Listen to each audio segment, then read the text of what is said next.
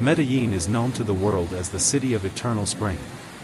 But today, Saturday, April 4, 2026, it felt more like a city under siege.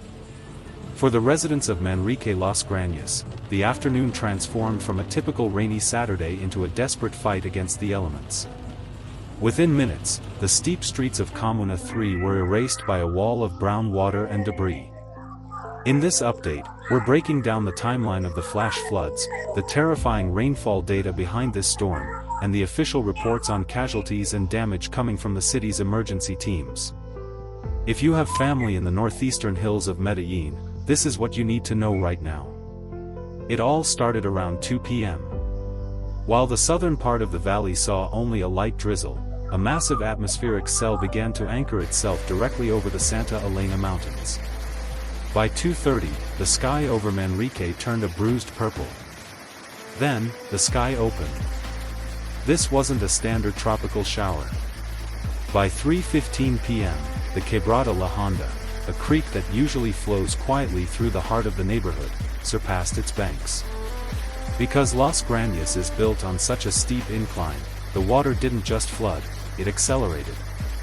It turned the narrow pedestrian callejones into high-velocity chutes, carrying mud, motorcycles, and household furniture down toward the lower part of the commune.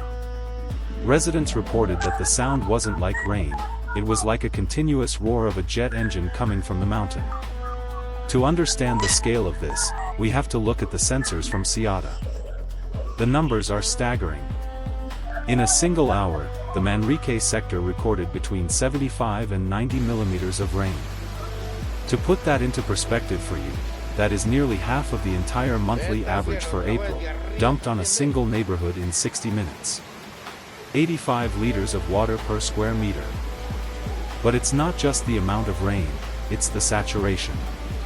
2026 has been an unseasonably wet year for Colombia. The ground in the Abril Valley was already at a breaking point from the storms we saw earlier this week. The soil simply couldn't hold any more.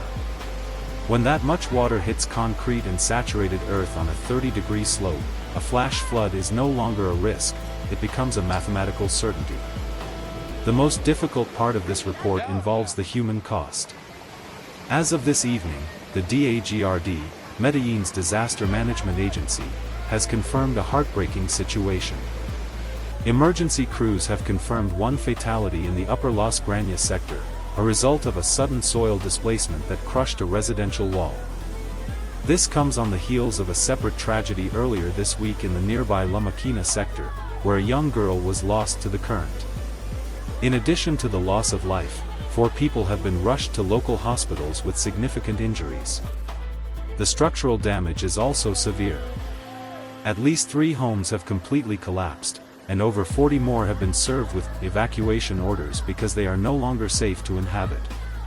These are families who have lost everything, homes, memories, and security, in the span of a single afternoon.